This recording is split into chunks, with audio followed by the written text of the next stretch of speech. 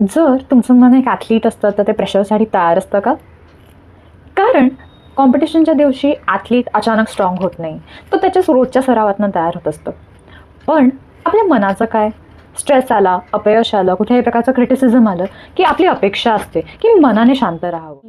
Concern is not about your mind. Your mind is exactly doing what it has been practising for a long period of time. जर मनाने रोज चिंता करायला शिकलेली असेल तर मन चिंताच करत राहणार आहे. जर मनाने स्वतःला दोष द्यायला शिकलेलं असेल तर मन तेच करत राहणार आहे.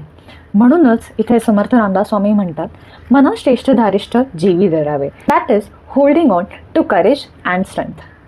Courage is not about having no fear. It's moving forward even when you are afraid.